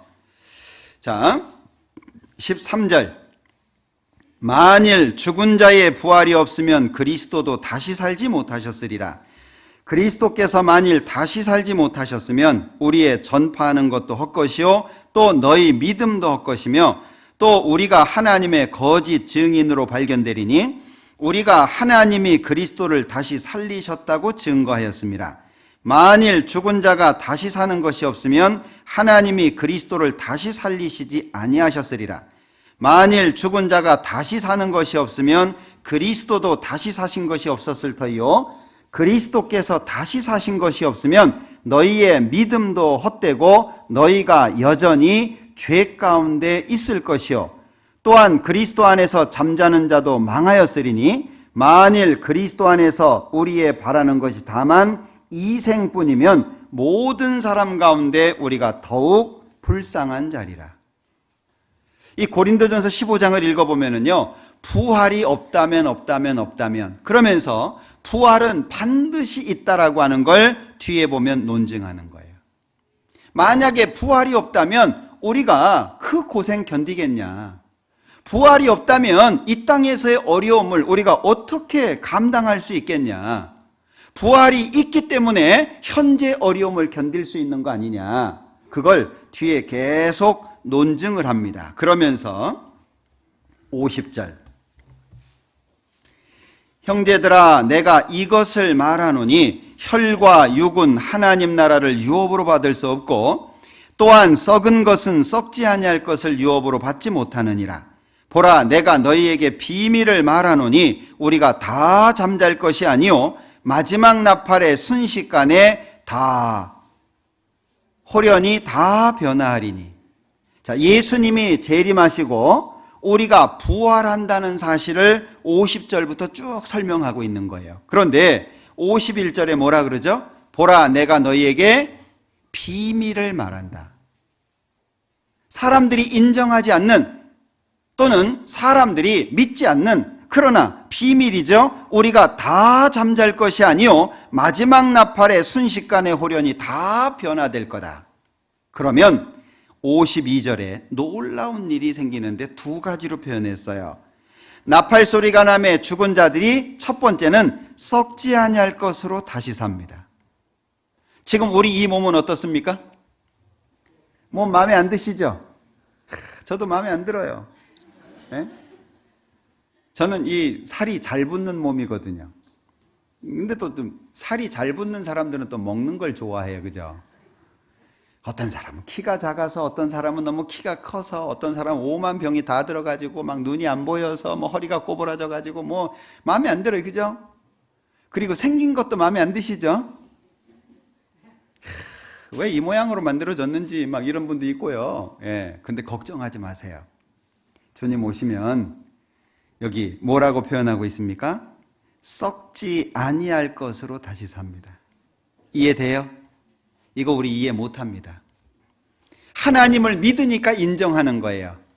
만물을 창조하신 하나님을 믿으니까 하나님 말씀이니까 믿는 거지, 이걸 이성적으로 믿겠어요? 그 사람들이 부활 안 믿잖아요. 안 믿는 사람들은요. 자, 또 한 가지는 53절.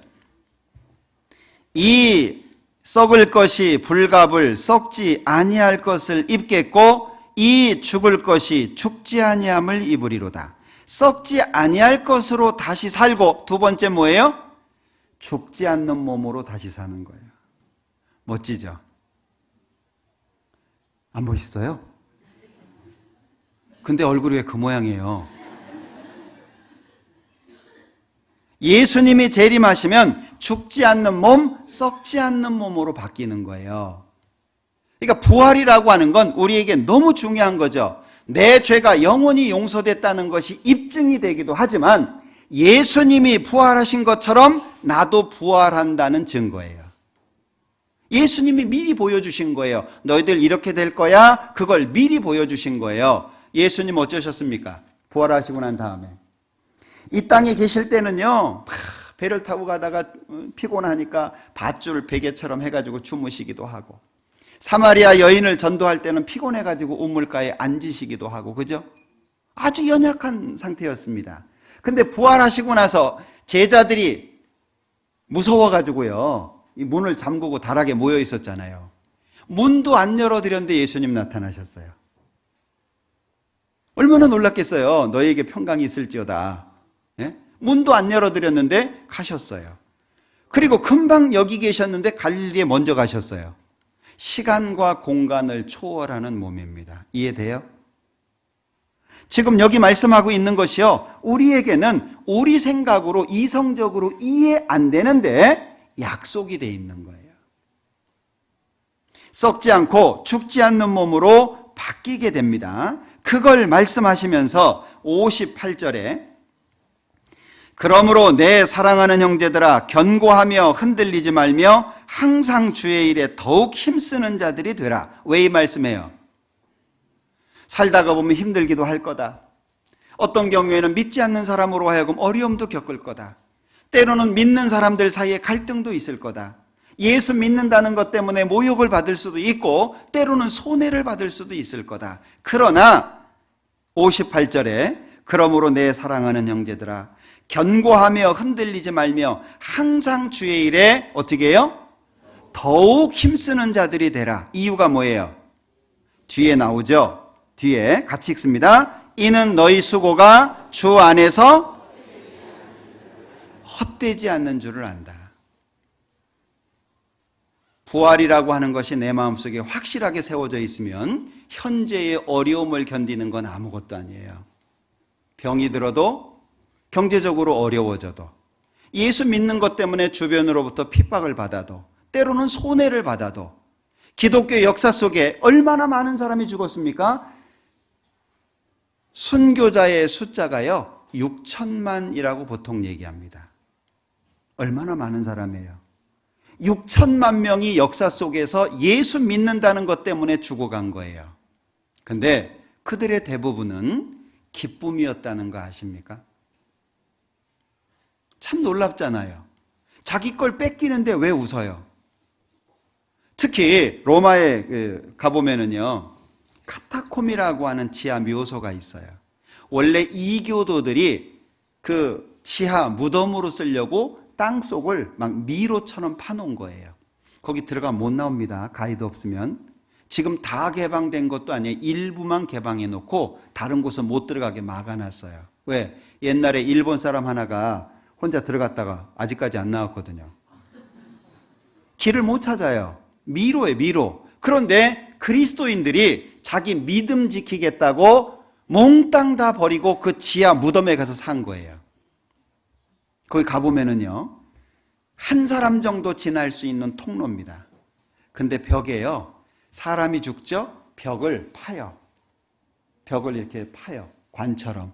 그리고 거기다가 사람 집어넣고 메꿔요. 그리고 그 앞에다가 이제 묘비명처럼 써놔요. 근데 가보면 작은 관들이 있어요. 조그마한 관들, 그 애기들 관입니다. 왜냐면 아이들은 환경에 약하잖아요. 이 믿음이라고 하는 거, 예수님이 내 죄를 용서하셨으며 그걸 입증하기 위해서 부활하셨다는 이 사실이 얼마나 엄청나길래 자기의 지위, 자기의 사회적인 모든 것, 재산 다 집어던지고 그 속에 들어가서 살까요? 이게 마음속에 믿어지지 않은 사람은 이해가 안 되는 거예요. 이 정신 나간 사람들이라고 얘기할 수 있겠죠. 제가 거기 들어가면서 마음이 뭐라고 형용할 수 없을 정도로 참 착잡하더라고요. 그 아이들 관을 보면서. 근데 거기에 글씨들이 써 있어요. 근데 그 글씨들 중에 비관하고 슬퍼하고 괴로워하는 글은 하나도 없어요. 나중에 한번 가보세요. 다 소망에 대한 거예요. 예수님 다시 오시면 무엇이 죽음을 초월하게 할 수 있을까요? 무엇이? 이건 이론이 아니에요.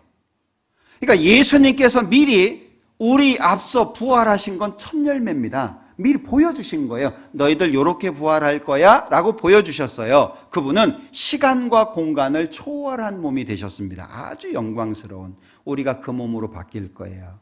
소망 갖고 계세요? 이 소망 갖고 계세요? 이거 꼭 마음속에 있어야 됩니다.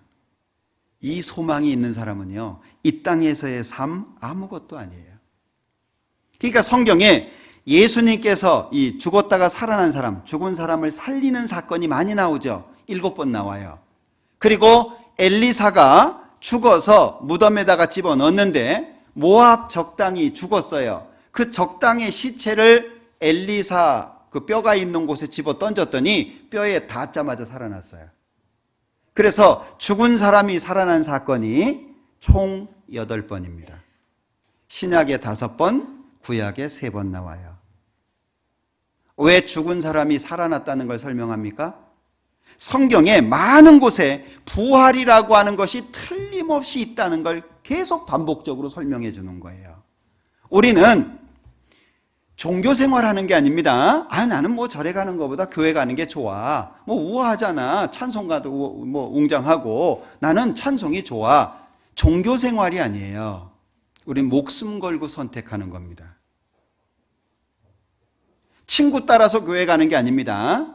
이웃 따라서 교회 가는 게 아닙니다. 사람이 좋아서 교회 가는 게 아닙니다. 나는 예수님께서 내 죄를 영원히 용서해 주신 게 틀림없고 그걸 입증하기 위해서 부활하셨으며 하나님 보좌 우편에 계신 그분을 기다리고 있는 거예요. 왜? 내가 그렇게 바뀔 것이기 때문에.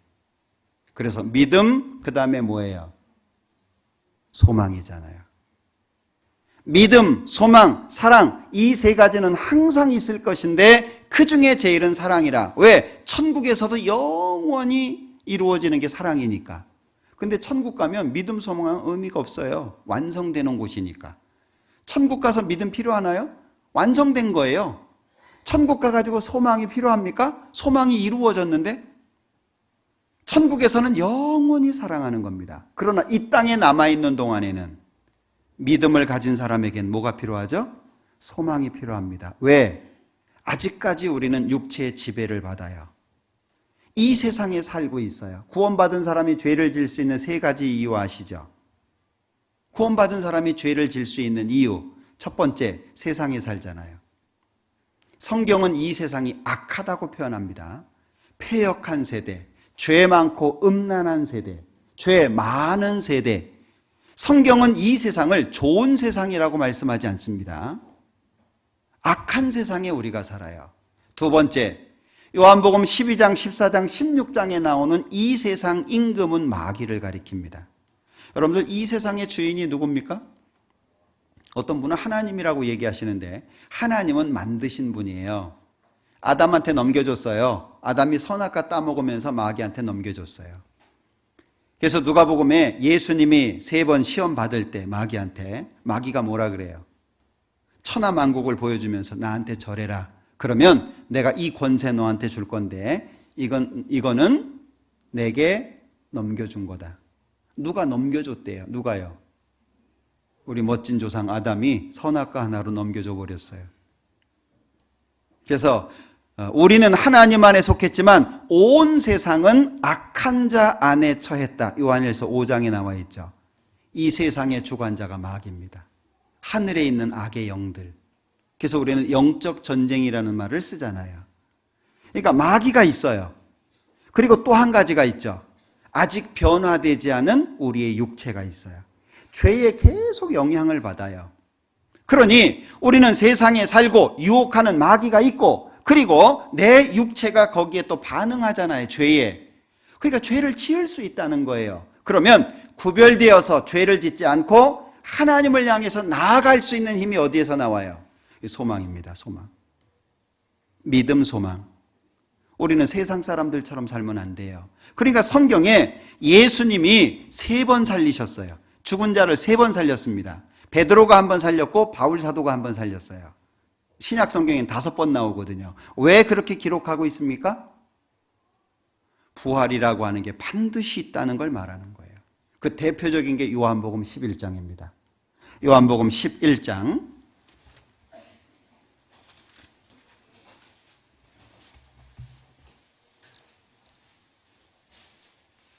25절, 26절. 25절, 26절. 같이 읽습니다. 예수께서 가라사대 나는 부활이요 생명이니 나를 믿는 자는 죽어도 살겠고 무릇 살아서 나를 믿는 자는 영원히 죽지 아니하리니 이것을 네가 믿느냐? 어쩌셔요? 이것을 네가 믿느냐? 우리 답변해야 되잖아요. 믿으십니까? 확실하게 믿어져 있어야 됩니다. 그래야 주님이 오실 때 우리가 그 주님을 만날 수 있어요. 그래야 주님이 약속하신 축복에 우리가 들어갈 수 있습니다. 결국에 부활이라고 하는 것은 여러 가지의 사실성을 입증해 주는데 첫 번째가 속죄의 사실성을 입증해 주는 거예요. 히브리서 9장 12절 잘 아시죠? 염소와 송아지로 아니하고 오직 자기 피로. 어떤 속죄예요?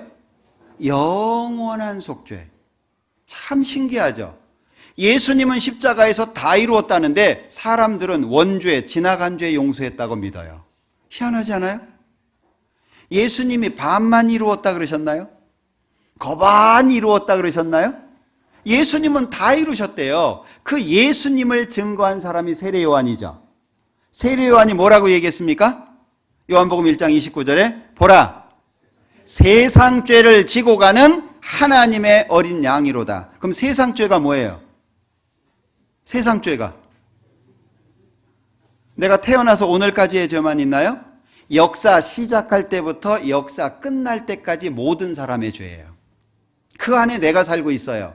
그러면 영원한 속죄라고 하는 말 속에는 과거, 현재, 미래가 담겨 있죠. 그 영원한 속죄예요. 왜? 우리는 죄를 안 질 수 없어요. 여러분들 우리 죄 안 지려고 작정하면 죄 안 집니까?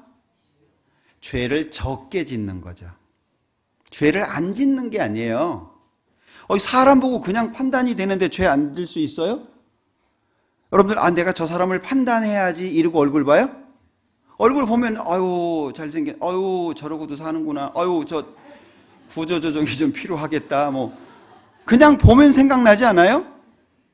옷 잘 어울리네, 아이고 뭔 저런 옷을 입고 다니까, 뭐 그러잖아요. 내가 판단하려고 생각 안 해도 그냥 판단이 돼. 어떻게 하실 거예요? 우리가 죄를 안 지려고 하면 죄를 적게 짓는 거지 안 짓는 게 아니에요. 그게 첫 번째 이유예요. 영원한 속죄가 필요한 게. 우리는 죄를 안 질 수가 없어요. 아무리 노력을 해도. 또 한 가지가 있죠. 죄를 처리할 수가 없어요. 죄 삭은 사망인데 그걸 우리가 어떻게 처리해요? 그럼 죄라고 하는 문제는 누가 해주셔야 돼요? 100% 하나님이 해주셔야 돼요. 우리가 하는 게 아니고 100% 하나님이 해주셔야 돼요. 만약에 죄 다 용서했다. 그런데 거짓말만 하지 마라. 우리 천국 가요? 못 갑니다. 예? 어떤 분이 그러시더라고요. 그럼 거짓말 안 해야 되니까 소리 안 나오게 목 수술을 한다고. 그럼 천국 가서 뭐라 그럴 거예요? 예? 천국 가서 하나님 앞에, 하나님, 저는요, 예수님이 내 죄 용서해 줬는데 목 수술해가지고 거짓말 안 해서 왔어요. 이럴 거 아니에요. 그럼 자기 공로가 들어가죠.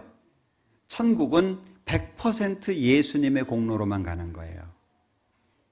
그게 너무 감사해서 하나님의 뜻대로 사는 거예요. 그래서 순종이에요. 거기에 하나님이 상을 주시는 거예요. 그래서 시편 16편에 우리 한번 찾아보자. 시편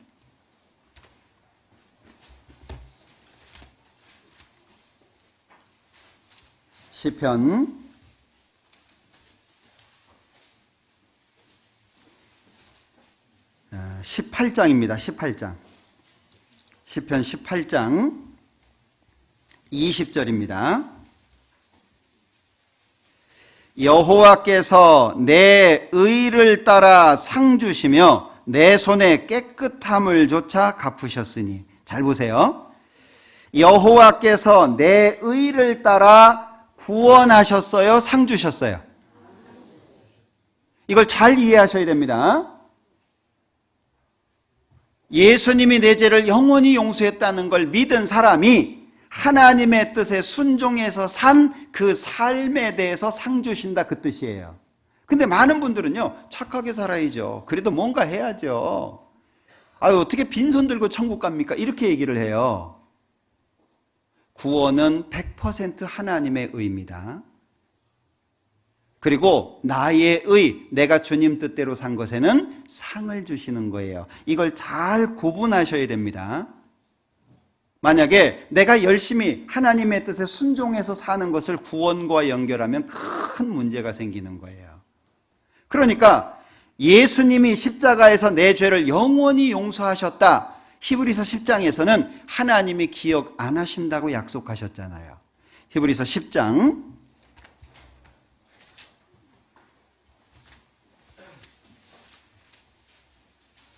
17절입니다. 또 저희 죄와 저희 불법을 내가 다시 기억지 아니하리라 하셨으니 이것을 사하셨은즉 다시 죄를 위하여 제사 드릴 것이 없느니라. 죄 용서해 달라고, 이거는 물론 구원받은 사람들이 삶 속에 짓는 죄를 말하는 게 아닙니다. 죄라고 하는 통틀어서 말하는 거예요. 과거, 현재, 미래 모든 죄를 예수님이 십자가에서 용서하셨다는 걸 말하는 거예요. 그러면서 하나님이 기억 안 하겠다 그러시잖아요. 이걸 믿을 때 하나님 자녀가 되는 겁니다. 그게 요한복음 1장 12절이에요. 영접하는 자, 곧 그 이름을 믿는 자들에게는 하나님의 자녀가 되는 권세를 주셨다. 그 이름이 뭐예요? 예수잖아, 예수. 예수 이름 뜻이 뭐예요? 예수 이름 뜻이 마태복음 1장. 마태복음 1장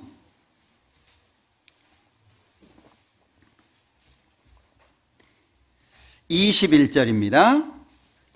아들을 낳으리니 이름을 예수라 하라. 이는 그가 자기 백성을 저희 죄에서 구원할 자이심이라 하니라. 예수라는 이름의 뜻이 뭐죠? 죄에서 구원할 자, 이 뜻이에요. 그럼 예수 믿으십니까? 뭘 묻는 거예요? 예수 믿으세요? 자, 예수 믿는다는 의미가 뭐냐 하는 거예요.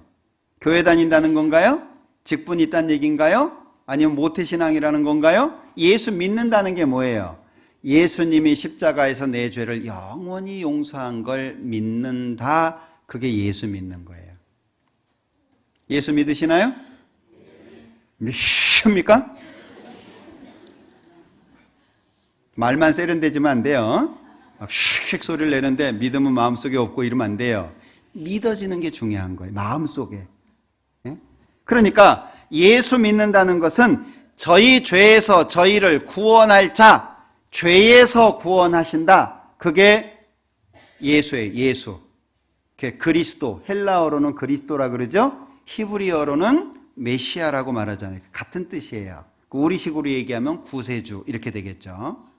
그러니까 내 죄가 십자가에서 영원히 용서됐다는 것이 확실히 증명되는 게 뭐라고요? 부활이라고요. 부활을 통해서 내 죄가 용서됐다는 사실이 확실해지는 거예요. 입증되는 거죠. 그래서 복음 그러면 뭐와 뭐예요? 예수님의 죽음과 예수님의 부활. 그럼 복음을 믿는다는 게 뭐예요?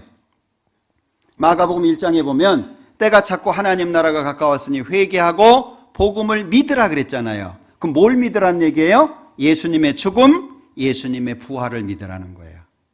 예수님이 십자가에서 내 죄를 영원히 용서하셨고 그걸 입증하기 위해서 부활하셨다. 그게 복음이에요.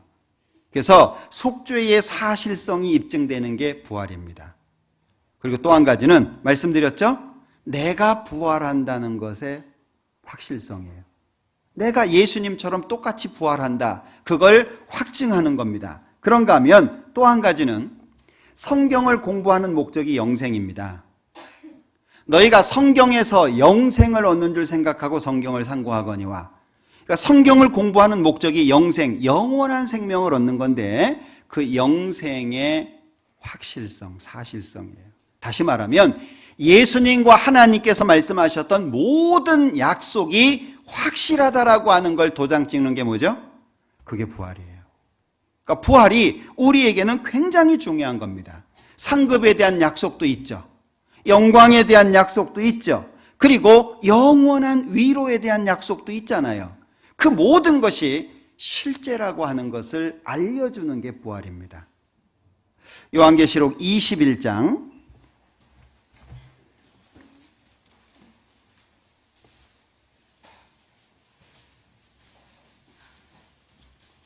요한계시록 21장 3절입니다.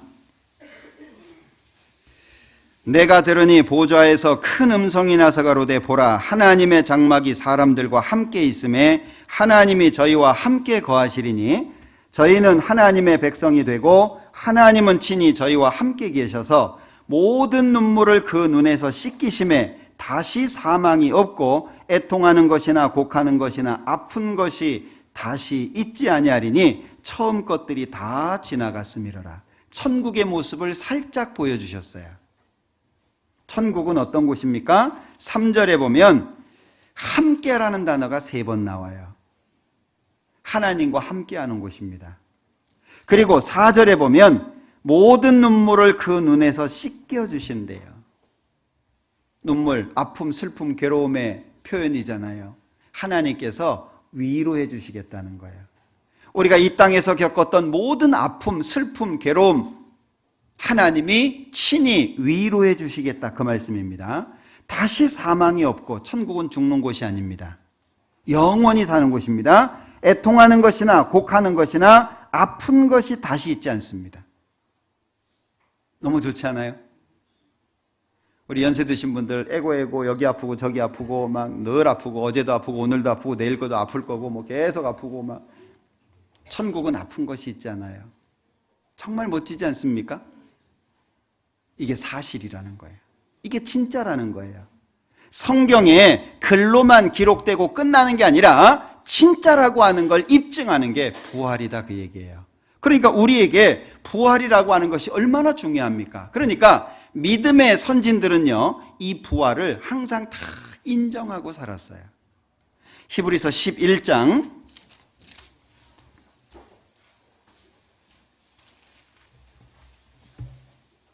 35절입니다. 여자들은 자기의 죽은 자를 부활로 받기도 하며 또 어떤 이들은 더 좋은 부활을 얻고자 하여 악형을 받되 구차히 면하지 아니하였으며, 부활할 때 더 영광스럽게 부활하기 위해서 여러 가지 고통을 구차하게 피하지 않았다 그 얘기잖아요. 이 부활이 얼마나 엄청난 겁니까? 오늘 부활주일이라고 알려져 있는 날입니다. 오늘은 하루 종일 한번 고민해 봐요.